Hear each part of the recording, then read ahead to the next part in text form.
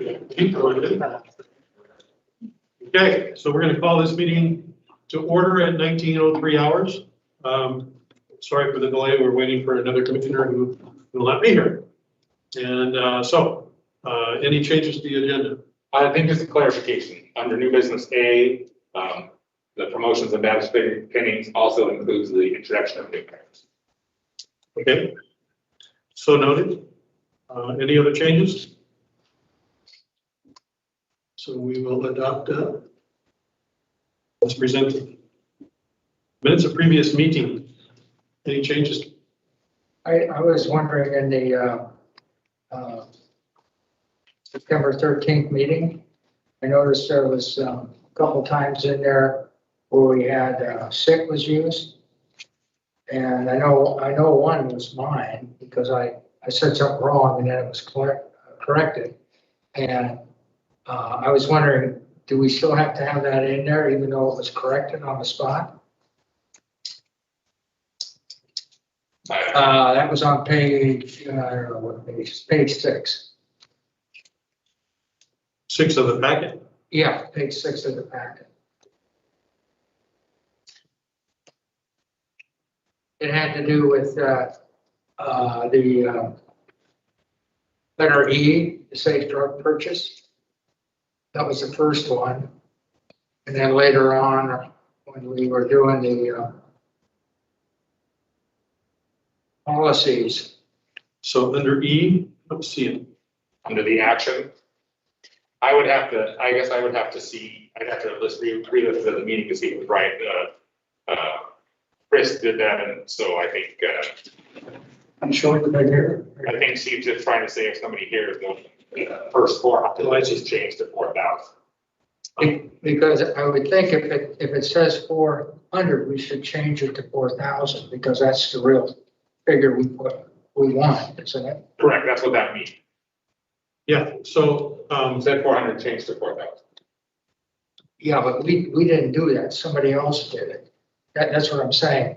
Shouldn't it, if it's a change like that to the minutes, shouldn't the commissioners do that?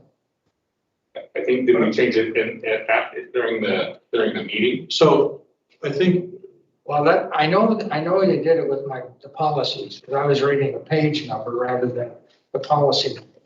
And then we changed it right then. But it still showed up that I said the other one without the corrected one. So I'm just wondering.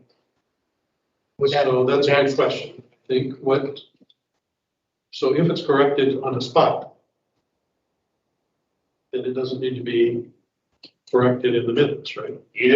I am not a grammar minute police, but I cannot answer that what way it should be. You can tell us how you would like it to be, and we will make it so. Well, I think this was corrected on the spot for the motion you made. And for when I was doing the motion too. So I think the right amount would be 4,000 here, and whatever resolution that was, I don't remember which one it was. Oh, it was 527, which is right below. It was a purchase requisite. Yeah. So I don't care myself. So yeah, to me it says it both the ways. So that it says it was originally set at 4,000, they changed, or 400, they changed to 4,000. If you want us just to cut, strike out the 400 and leave it at 4,000, we can do that. I think I would move we would do that. Just keep it 4,000 there, and then in letter F, 527 rather than 102. Just so there's no confusion there somewhere down the line. Okay. All right. So I'll make a motion that we accept those changes to the minutes and approve them with those changes. Both copies of the minutes, or both meeting minutes. Yeah, I'll second that. Okay, all in favor? Aye. So I'll move we approve the special meeting on the 20th. Minutes for that meeting? well, I just, Oh, we did also. Yeah. Oh, that's okay. okay. So amend, old business, amend 452, purchase authorization to increase it by $115.02. I'll make a motion, we approve that. I'll second it. I didn't see anything in here at all about it. For the brush trucker. Correct. Yeah. It's just a few little things in taxes and fees went over by $150 what we had. There's no one thing that went over, so I didn't show you. It's not like, because it's a whole amount. So we were $115.02 over what we thought it was gonna be. About $125,000. It's pretty close. Right. Okay, so all in favor? Aye. And I just note that we actually took delivery of it last week and it's being trained on and equipped right now. Excellent. All right, accounts payable and payroll. Any questions? I had one that I discovered here, looking at it again today. It was on page 30.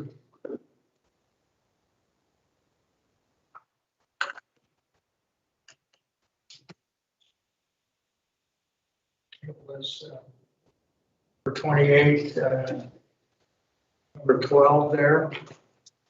I was wondering what Zoho was. Zoho is a remote access. Is that the subscription to that?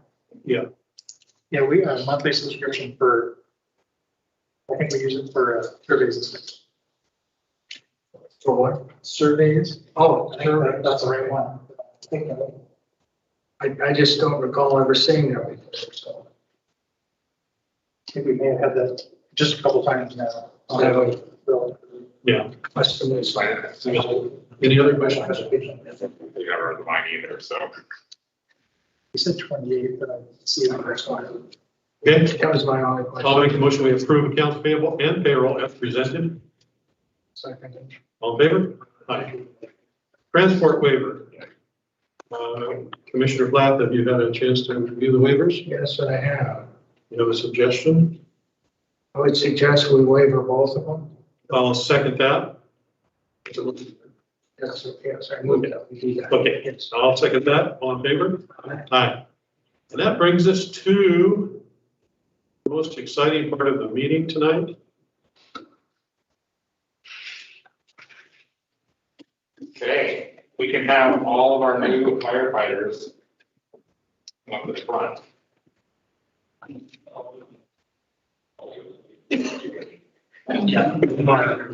Okay, we'll do our full-time firefighters first. I'm gonna introduce them. And they can raise their hand. So Tanner Albersold, medic. Jake Deha, firefighter. Jose Islas, firefighter. Nate McCon, firefighter, and Amandeep Sandhu, medic. Okay, are you guys ready? Sure. Okay, please take the oath of firefighter. Raise your right hand. Aye. To solemnly swear to uphold the ideals, expectations, values, policies, and image of our fire district. As a firefighter of Fire District 4, my duty is to serve the people I swear to protect, to safeguard and preserve life, health, and property against fire and other perils, and maintain proficiency in fire service skills. I will never allow my personal feelings or danger to self deter me from my responsibilities. I will complete my duties to the best of my ability, with fairness and without prejudice. I will at all times respect the property and rights of all. I will constantly strive to achieve the objectives and ideals that fire service instills. I accept this badge of my office as a symbol of public faith and trust, and wear it as a reminder of my dedication to the ethics of the fire service. I think that was pretty good. Thanks, guys. Thank you.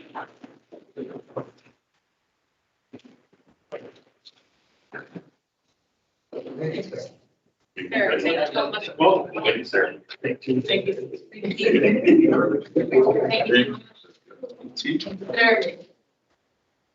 so much.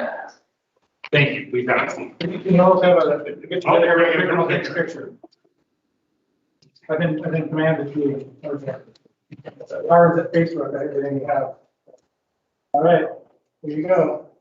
I'll give me shots, but I'll take a few. Thank you. Thank you. And our new part-time firefighters come out.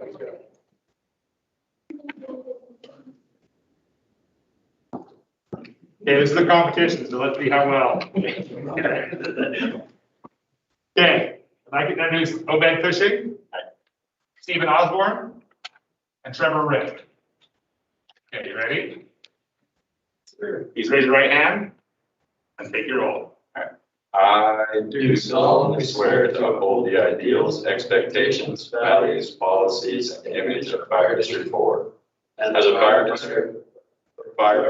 district 4, my duty is to serve the people I swear to protect, to safeguard and preserve life, health, and property against fire and other perils, and maintain proficiency in fire service skills. I will never allow my personal feelings or danger to self to deter me from my responsibilities. I will complete my duties to the best of my ability with fairness and without prejudice. I will at all times respect the property and rights of all. I will constantly strive to achieve the objectives and ideals of the fire service entails. I accept this badge of my office as a symbol of public faith and trust, wear it as a reminder of my dedication to the ethics of the fire service. Thank you. Congratulations. Thank you. Congratulations. Thank you. Congratulations. Yeah, congratulations. Thank you. Congratulations. Thank you. Thank you. Thank you. Thank you. Hey, guys, Ryan White. Yeah.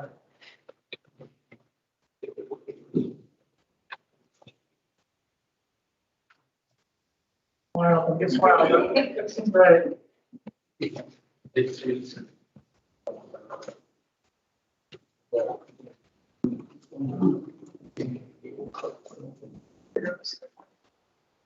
Now I'd like to call Aaron Hammer up. That's not the motion. And his badge presenter.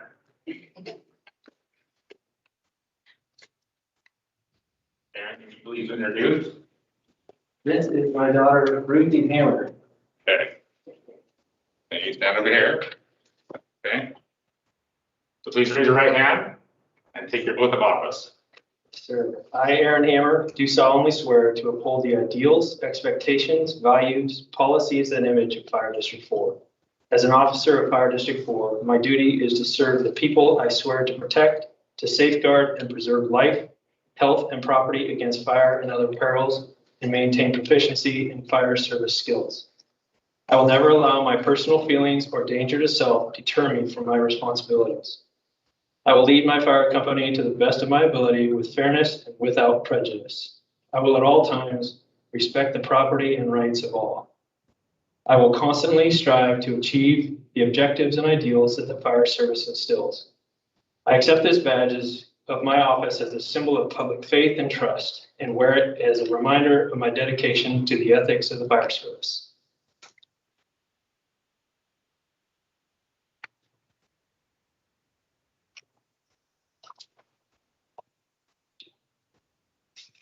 I would like to introduce for the first time, Lieutenant Aaron Hammer. Thank you.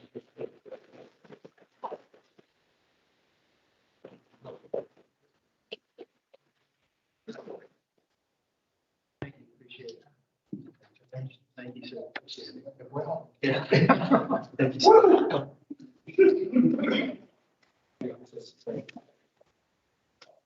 Thank you. Now I'd like to ask Whitney Mansell to come up.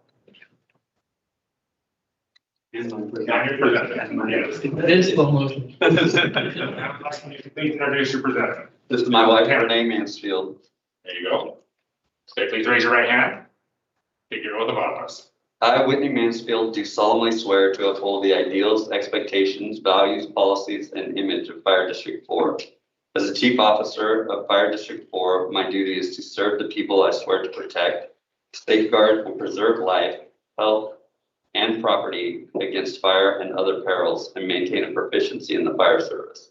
I will never allow my personal feelings to or danger to myself to deter me from my responsibilities. I will lead my battalion to the best of my ability with fairness and without prejudice. I will at all times respect the property and rights of all.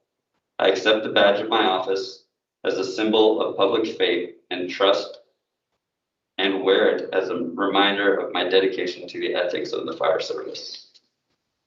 And that.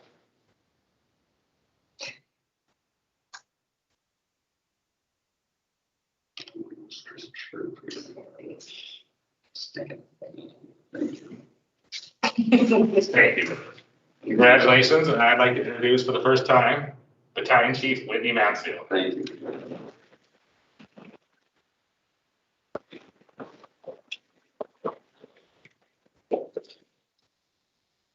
Thank you. I appreciate it. Thank you. Thank you so much. Thank you. Thank you. Appreciate it. Now I'd like Greg Osborne and his badge penner to come up.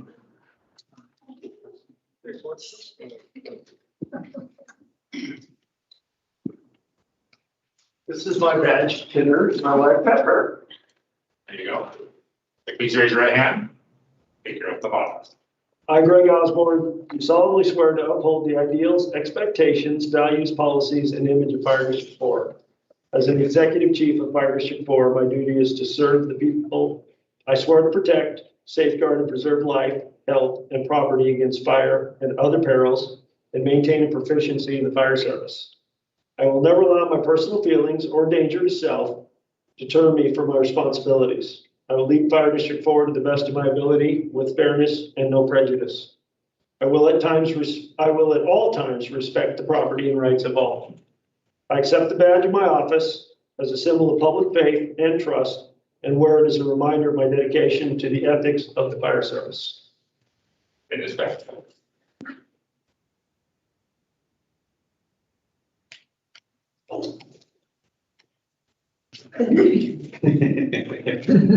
Congratulations. Thank For the you. first time, I'd like to introduce Deputy Chief Greg Osborne.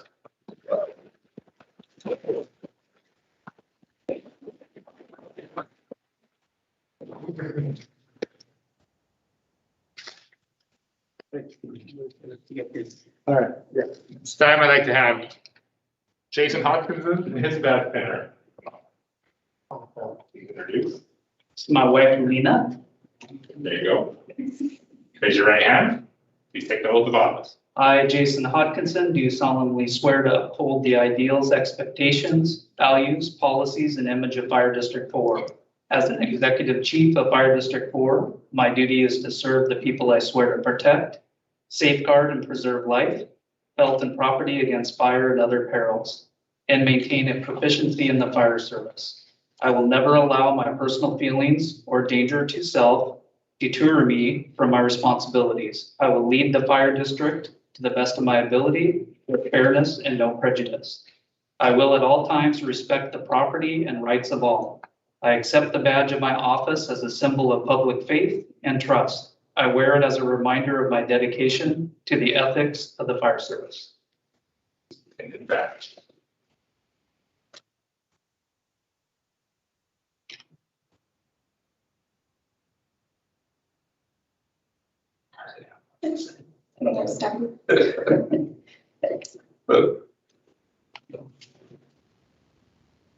Congratulations. I'd like to introduce Deputy Chief Jason Hodgkinson.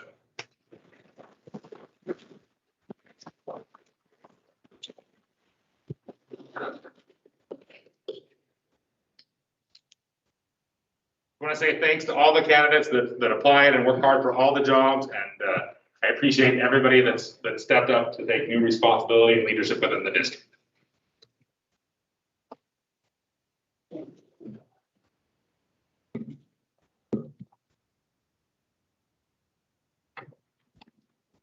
Yeah.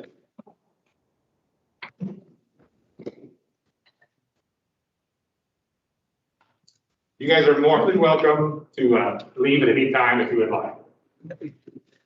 It only gets more. Do we need to do a 5-minute recess and then see who comes back, or? I'm taking my helmet and I'm going home.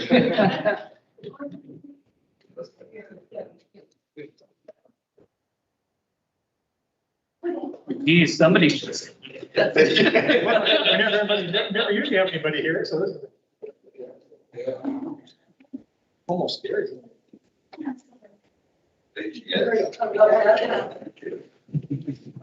Jesus, we have a best, we got to study for tomorrow.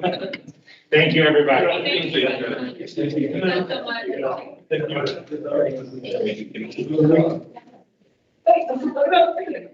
Your brother, you and me. Your brother.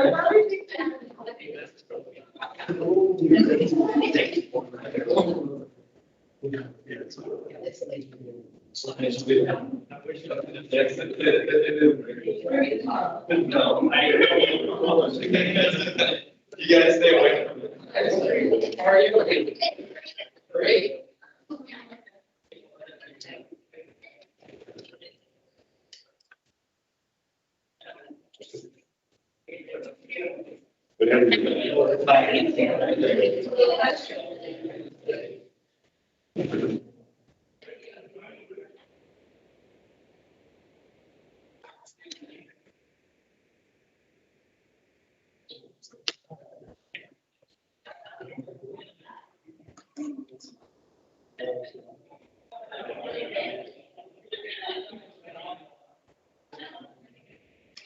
Are we ready? Whenever you are. All right, so purchase authorization. Yeah, this is simple. When we hired them, we were thinking it was gonna come out of F-75, but then we, last year, we put it in line item under F-70, and then the line item 4172, so that's all the change.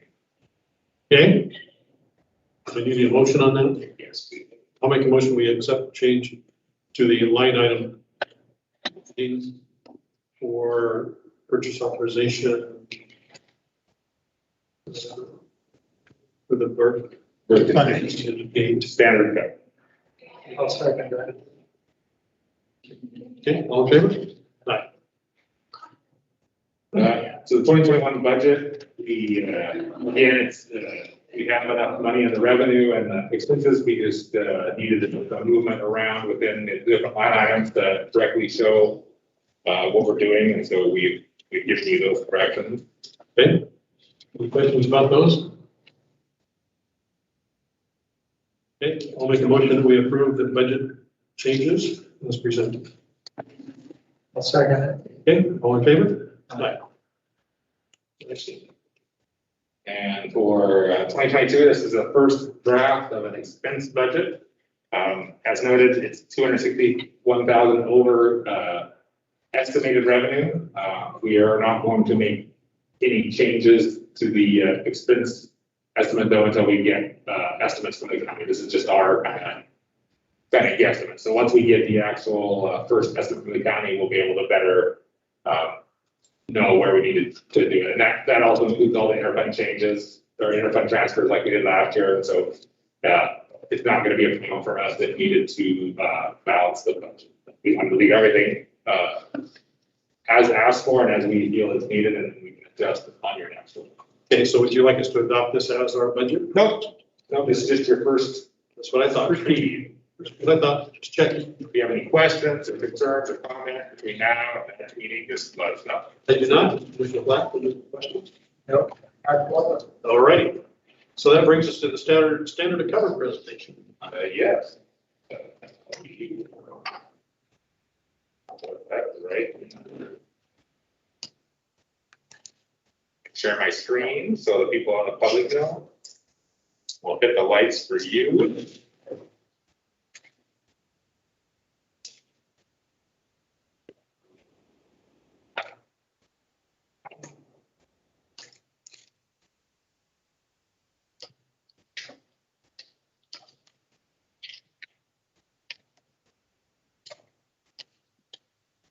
Okay, so this is basically the same presentation, not the same, but using the same basic information as you saw from the presentation from Citygate, but I wanted to go through and kind of clarify some things and give you some more information so that you were prepared to act on it on the way that we might. So the first thing I've talked about is the call processing time. Like I said, it's 144% over. Just in the very short time that we were doing quick dispatch, it was, as said, it was 26% better than that, and we'll continue to work with dispatch, but we haven't even had a full year of quick dispatch, and the dispatch center is getting better and better at that, and our crews are getting better at understanding what that is. So wanted to note that crew turnout time, as noted, is definitely over what it should be. And our plan to kind of address that is making sure the crews understand why we need that, how we affect that, what the expectation is, giving them accountability. Part of that is that statistical contract that we just passed last meeting, so that we can give them real-time information instead of once a year. We can do this monthly for them. We authorized the second set of PPE last year and some into this year. Not having to move the PPE from the engine to the ammo and the back and forth should cut down that turnout time. And then as we go forward to facilities, and so we feel that we've already started to make a headway into that, and we'll continue to monitor that. And as future changes go, we'll make even more headway into that. First due travel time, all I would say is that at the time that the statistics were ran, we weren't doing full auto aid. We changed that in 2019, 2020. That full auto aid will help our first due times tremendously. Not only will bringing those other units in, but our units not running across the district will help that. So we should see impacts of that when we start doing our first 2020 and 2021 analysis with this company. And we'll continue to look at how we can make impacts on that. But other than what we did with the run carts and the auto aid, kind of the next way to do that would be putting additional companies in. And we're continuing to work for that, but it's a long process, step by step. I think a lot of people should have taken note that the city gate said that there was only 5 incidences in 3 years that qualified for an ERF, an effective response force. That should pique some people's ears, because most people would assume that we'd only had 5 structure fires. The difference is the ERF is defined as a number. And NFPA 1710 doesn't give you a number of firefighters, it gives you a number of critical tasks that have to be done, and then you have to figure out how your system, you will get all those tasks done and how many people it takes. And so for us, the numbers that you would use were 16 firefighters for a residential and 22 for a commercial. And the reason that we only had 5 is because for a long time we didn't spend what would be considered an ERF on an initial alarm to a residential and a commercial. So if 16 firefighters didn't get there, it did not get into the local statistics. And so again, with the FRL changes, the response card changes that were made in the last year or two, you will start seeing more and more ERFs fall into the statistics as we go forward. And then what I wanted to point out is they always gave you these 8 numbers, and the bottom 4 are just different ways to combine the top 4. And to me, that's confusing, and it doesn't tell you where the problems or the successes lie. And so my recommendation will be to only report and tally the top 4. That gives us a better picture of where we're doing well and where we need improvement. And the other ones are just adding those different numbers up. And so we can do that at any time that we want to. And please feel free to ask questions whenever you'd like.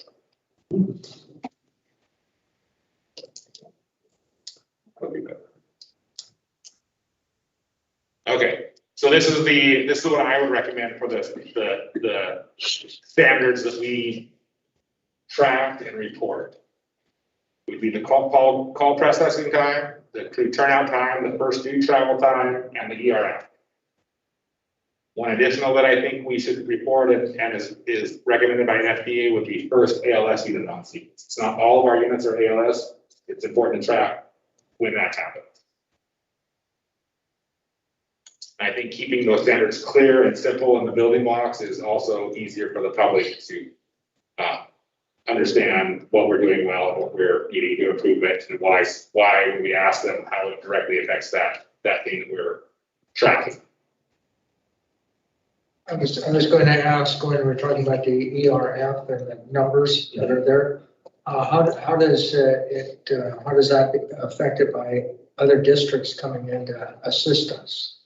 So, Is that gonna be noted somehow in there or not? no, it's not really noted, so it doesn't matter what color of truck they arrive on. Once we get to 16, that's considered meeting the ERF and that time is taken. Yeah, within our district, but if everybody that goes through that fire is out of our district, we'll still count that. 'Cause we're thinking we're grabbing the closest resources that are most appropriate, and this is how long it took us to get there, regardless of where they came from. You know, so if we're all on one fire in Oaks Hill, and a second fire at the same time comes in at 42, I'm 42 there, and everybody that goes to that one is not our district, because all of our units are in Oaks Hill, we still track those two things, because we want to know how well we can handle that. And auto aid is our mechanism to handle that, and so we see statistically, how are we doing, even if it's through the auto aid, because that's the system that we're trying to run. Yeah. Another thing I'd like to point out is he spent a lot of time on the road miles. Do you remember that before in the 8-minute? I really debated with them. Their computer can look at doing a different time for the station area, but not for different geographical areas. And so the picture he painted, I felt was not very clear. But I was really hands off. We hired the company to do their work. And I didn't want to get in and tell them what to report and what not to report, because I felt like we were taking the product. Right. I felt our job right here to take that information they gave us and then interpret it to our way. So I'm just gonna kind of go through why I think it's pretty poor. So here's the map they showed you that was 4 minutes, and you can see that in the city of Snohomish, we cover most of the road miles in 4 minutes, but not much of the district, which we all kind of recognize, right? And then they showed you this map that said, well, here's, and he said it right, but it's a little confusing. Here's 8 minutes for 42's response area and 4 minutes for 43 and 41. Well, those four circles, we all know that 41 and 43 would go to those circles, and they can get there within 8 minutes, but it looks like those are holes in our district. So what we gotta do is we gotta take, we see one map for the city, that's that first one, and then we have to look at a different map for the outside the district. So I kind of, for purposes of an example, I just blocked out the city. And so that's the map that they showed, right, where the big holes are. Well, now that's just 8 minutes from our stations alone. And so you can see just from 41 and 43 how much of our district goes in. Great. Quite a bit more, right? Well, now this is auto aid. So when you count auto aid, look how much more of our district goes into green. So we can cover, you know, they gave us a number of 57%, 88%. Well, really, we're much higher than that of what we can cover with auto aid in the times expected. He focuses a lot of time on that, and it's kind of an interesting number, but really what matters is our actual first due. And so I just didn't want people to kind of focus on those lower numbers of the percentile, because one, they're odd, and one, it doesn't really matter. You might have a 100-mile road with one house on it. So that's just kind of wanted to point out that number of 57% is drastically lower than it really is.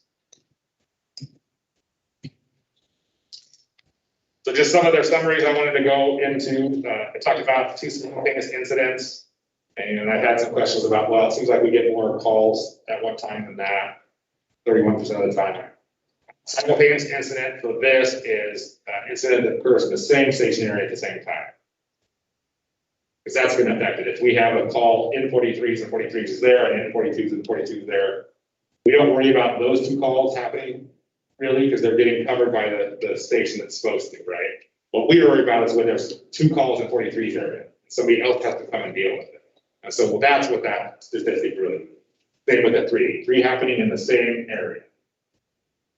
And again, those are not high numbers. 6% is not high, 31's a little bit high. And the only way that we can do that is add another unit. It's the only way we can affect that 31%. And again, that's probably why our turnout, our first due time is a little high, because when that second station has to go and cover that call, that's obviously a longer response time than you want. Clearly, the concurrent happens in 41 and 43 most of the time. And just kind of, you know, to do a whole unit, we would need 3 to 6 additional positions at $500,000 to $1 million per year. we obviously can't do that in one budget year, but that's why we hire one relief position and two, and then we work our way up over a few years to get there. We'll never get it in one bite.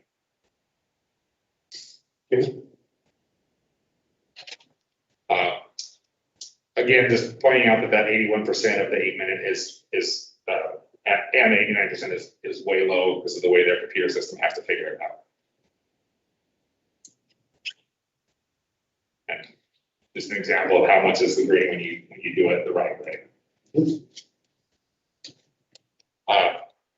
Just want to point out, this is what they're saying. There's other agencies that rate us in different ways, and so like the WSRB would like the Washington State Rating Bureau, Survey and Rating Bureau. They're looking to get the initial engine on scene 5 minutes and 20 seconds, which they do that in the city, which we meet pretty well, and they also rate the district differently. We don't do that as well. And then they want the initial out of there within 8 minutes. And as we will see by the map, we can't even come close to meeting that with auto aid. So we're losing a lot of points there. This is sure we have the two things intertwined, and we're having to weigh a lot of different factors on what the best way to spend our resources are. There's not one answer. Does how we do this affect then the fire ratings that people get, the homeowners get? Correct. Right, so Right. we want to try to help that along too, right?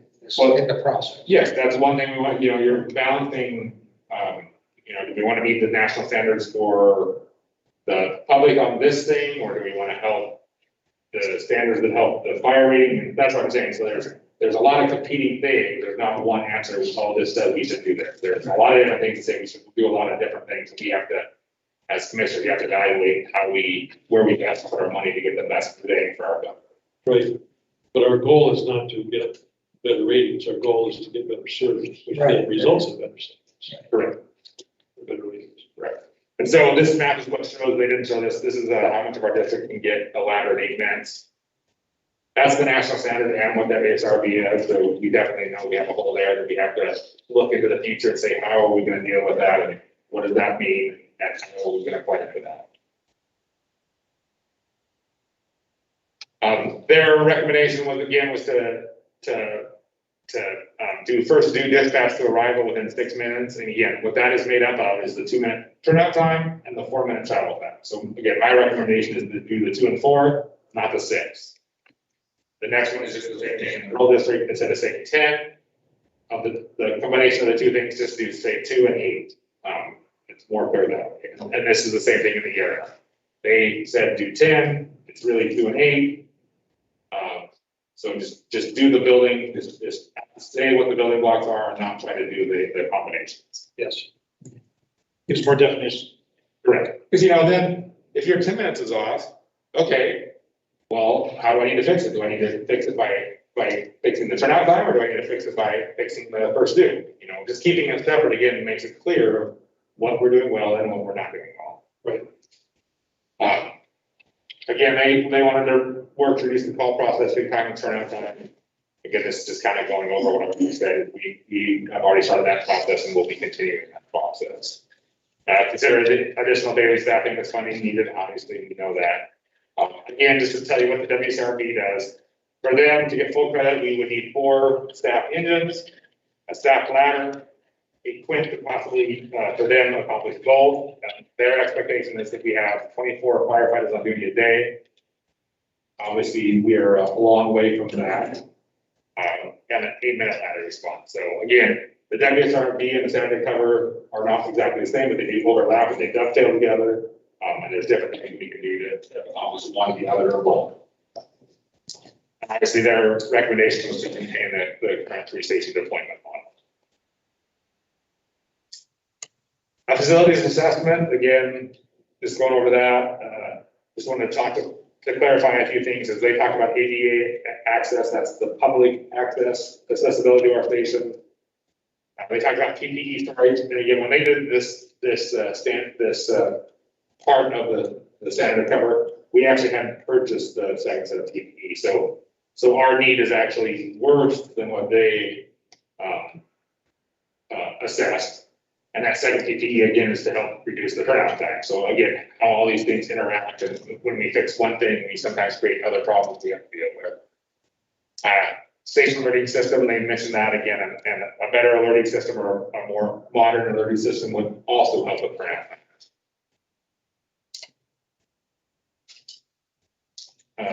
Next up, they talked about, just kind of some things, like so they talk about monitoring response performance. Again, we did that.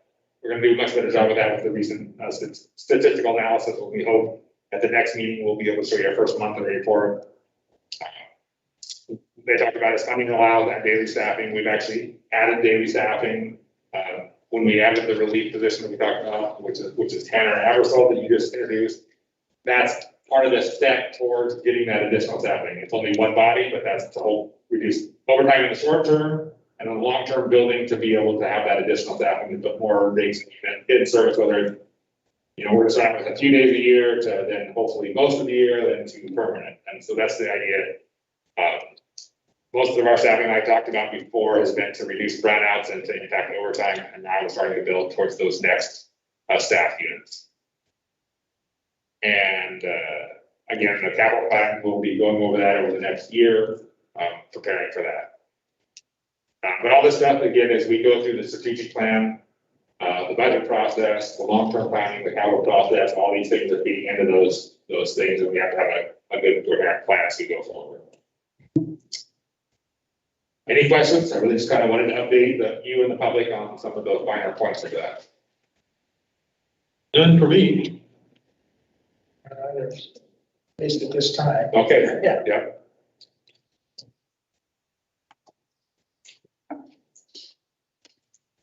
All right. Is there that we move on to policies? So we have the policies, the hazmat, the injury, tobacco, the delivery centers, and the workplace violence. All but the injury are new, or the delivery centers, I'm sorry, are new. And again, it's up to you guys, but my suggestion was with the delivery standards that we let that sit for a little while to see if you get any input from the public, because it kind of it's a key piece of how we deliver service to them. Injury is a new policy because we're separating out accident, injury into two different policies, and you'll be seeing the accident portion for the next meeting also. I was wondering on the first one, 706, did that have to have a legal review? No, that's just an operational procedure. Okay. Okay, so any questions about the three that we need to vote on? Or The, what Want is to it? vote on all four? I know, and I think there's five there. Five. Yeah, there's five. Yeah. I missed one. One That's of, 529. yeah. Four, sorry. The 108, when I was reading through that, it seems like there's a lot of things in here for commissioners to be doing.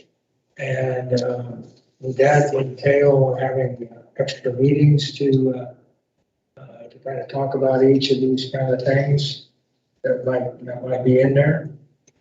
I would say no. So like 3.21, the Board of Fire Commissioners shall adopt services deputies after providing opportunities to receive public input. That is this policy. So once you adopt it, you're done with that unless you want to modify the policy.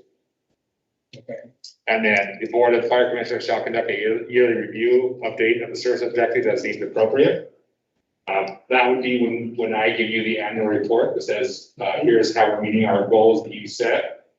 You would review our goals at that time, how we're meeting those goals, and if you want to make any changes. And so that will just be part of a regular meeting. Whenever we get the yearly review done, it's probably going to be late spring because we got to get the year down in the statistics and then run the statistics and report. And so sometime in that March timeframe, you'll be getting the annual report from the year before.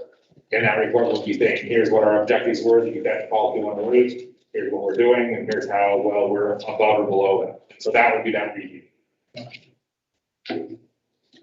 Is there anything else that I missed about, that's the only two that I remember that you do? On 529, I finally way towards the end, it mentioned something about bullying, I guess. So that comes under, That's it. that's one of the things that's included in 529. Well, we have a policy just for that. So this kind of talks about it, but we have a separate policy that's specifically towards bullying. Okay. That you. But I know I saw the word in there, so I just want to make sure we're covering that, you know, just specifically as well, because that's a good topic, I think, so. Yeah, we have a specific policy just for bullying Right. that was already approved. I can look up the number if you would like. Okay.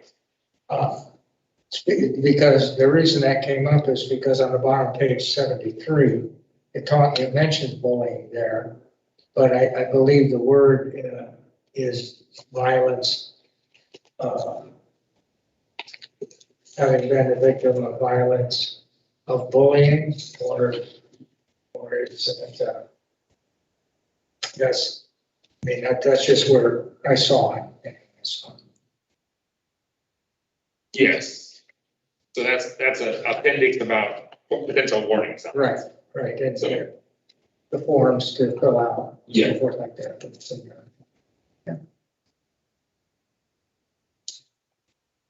Yeah, and actually, I guess a real quick question on page 73, that last line about bullying, it says, having been the victim of violence of bullying, is that bullying as a result of violence? Violence as a result of bullying, or is that violence or bullying?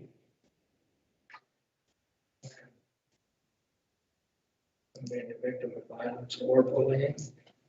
Well, or is it violence resulting from bullying? I think it results violence. To me, it reads violence The way it reads, the result of bullying. that's the way it reads. I Yeah. just wanted to. And these are just, again, these are just warning signs. These are just Right, little tidbits to give people out there. It's not all encompassing or anything specific.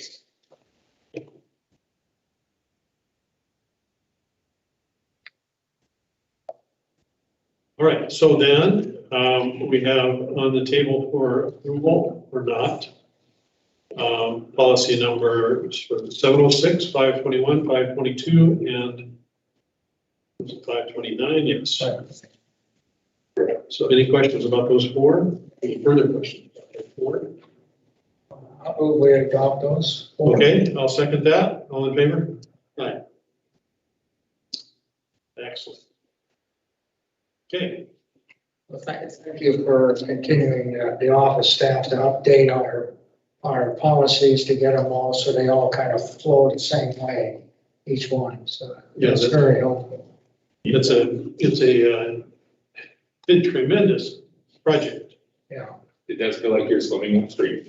Yes, and from my past experience over the last 40 years, as soon as we get them all updated, well, actually, we'll never get them all updated, because by the time you finish the first one, some of the other ones. Right. I think you've already seen that we haven't finished, and sometimes you've updated one that you updated two times before we get to a new one. Yes. Yeah. So it's a constant process, but it had been neglected to a point for a lot of years. And it's good to get them, most of them updated. So that brings us to district staff and work group comments. Keep better. You have anything? No, we just continue to work on the budget, come up with some new ways to express how we can get revenue. And I got some updates. Some of our people have been out of the office. I got some updates on expenditures. We'll put all that together, and hopefully we'll have some sold by the time of next meeting. Good. Yeah, I appreciate that process. I know it's especially for as many things as we've got going on. It's a lot of work. I appreciate your. So. Chief Hogginson? No, nothing changed. Fire chief? Any Any questions on the ops report? That would be Chief Hopkinson if you do. No. Chief Osborne? I just want to say, just coming off the line, working with our troops and working in training and training with them is one thing, but actually seeing them taking care of our citizens, responding to calls, it's been a real pleasure and a blessing. And I'm really proud of where our group's out there serving the public. It's been a real pleasure doing that. And they're doing a good job. Wholeheartedly agree. We had some instructors in here last week ago, and Neil said that they were rather surprised with our minutes.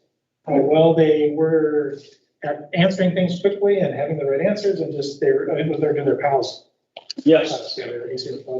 He said, yeah, they were just really impressed with the guys. Good to hear. They're out of Redmond, so. Yes, Redmond Fire. Yeah. Okay, I just want to touch on this in an email, but I would like to just let you know that Medic Freeman has resigned from us. He has got a job in California where he had moved to about a year or so ago to go back to where his family was from, and so we wish him the best of luck and are sorry to see him go, but this is what he desired to do, and we're going to do everything we can to make him successful. Also, Chaplain Uplinger has resigned. He may come back in the near future, but he needed some time to focus on some of the things that he and his wife wanted to do in retirement. And it's likely that part-time firefighter Christian Todd will be resigning soon. He's 99% done with getting a full-time job in Flagstaff, Arizona.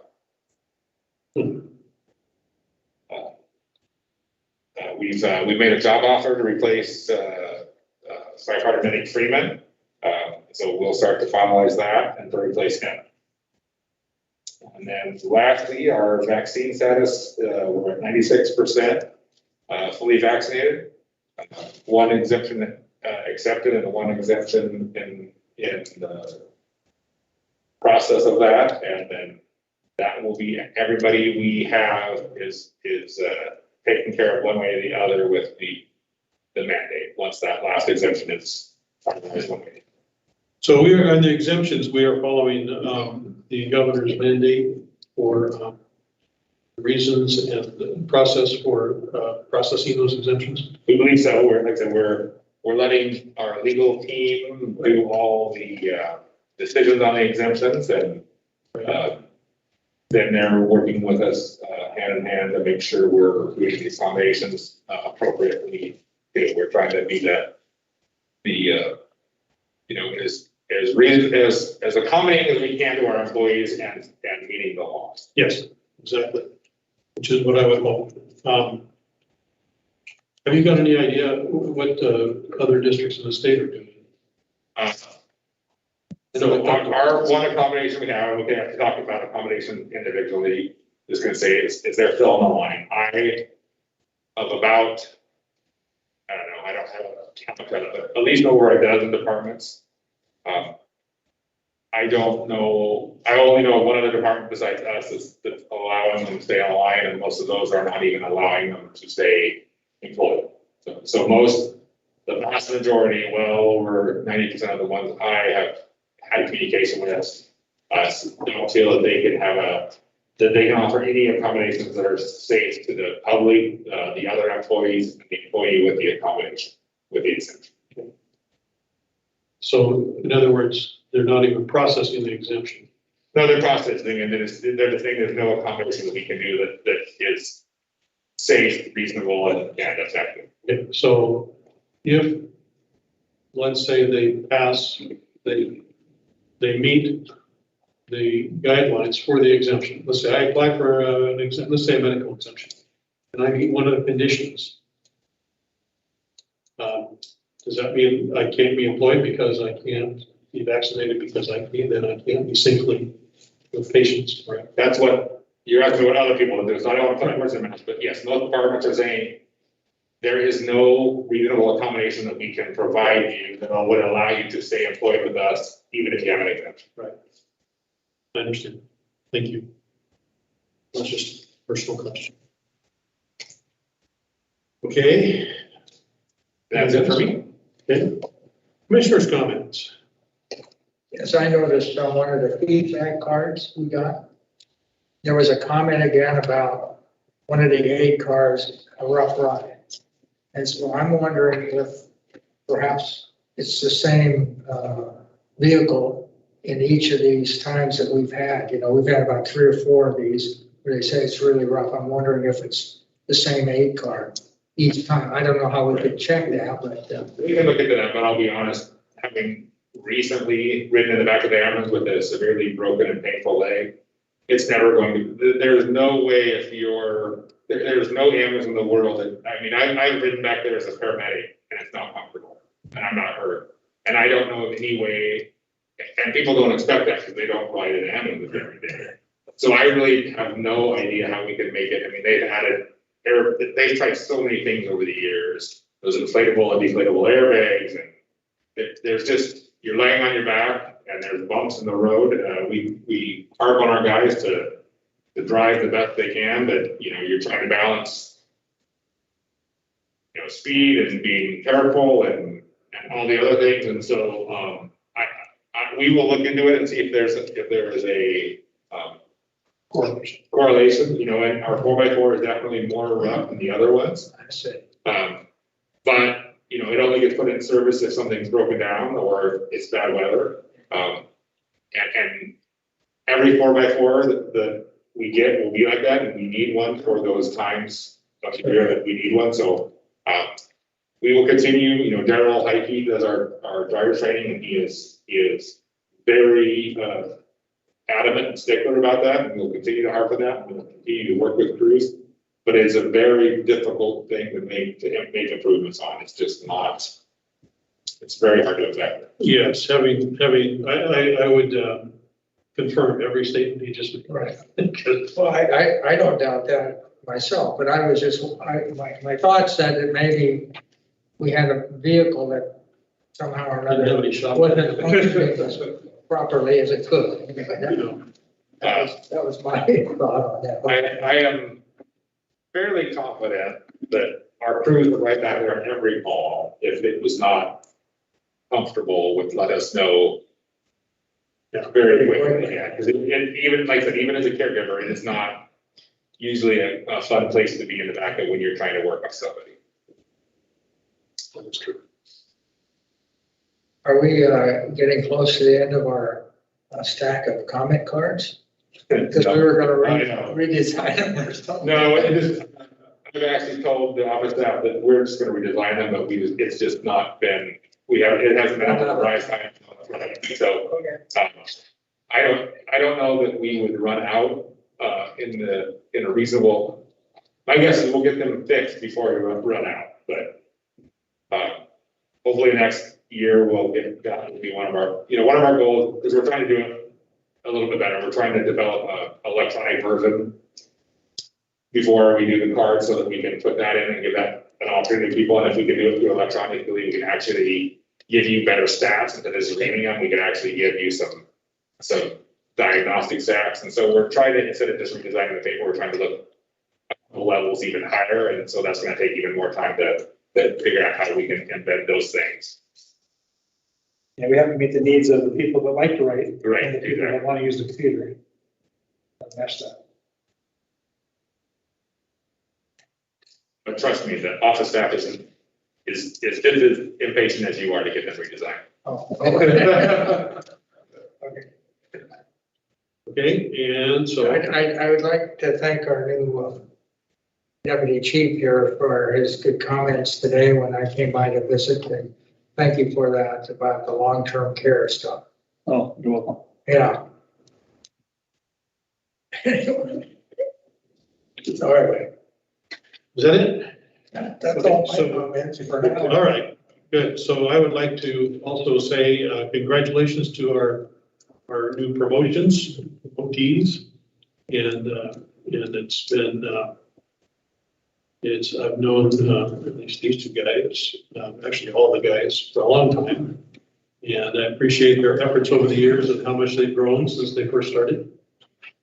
And I appreciate them stepping up to new responsibilities, because I know it's not always that comfortable. Take on a whole bunch more responsibilities when you think you're going to give up what you used to do, but you really don't. So thank you. And then also congratulations to our new recruits, new people. And that's it for now. So that brings us to executive session. So we have a couple of things pursuant to RCW 42.30.140, which is the collective bargaining negotiations. And we have a employee performance issue to talk about. And some site acquisition questions to answer. So, the best estimate of time? I'm gonna say an hour and a half. We could round it and say 9:30. All right. So, any action expected? No. Okay. So we will adjourn to executive session to resume approximately 9:30 p.m. And no action is expected.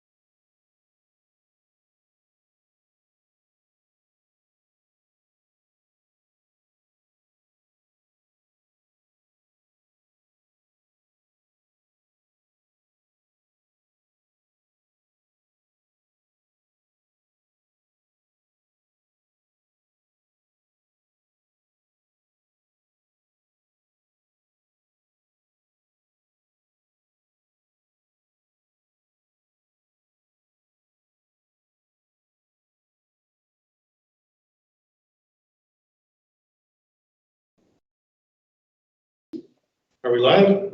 You're live. Okay, so we're gonna re-adjourn our, come out of executive session, back to our normal session, and no action has been taken. And so we will adjourn this meeting at 21:29 hours.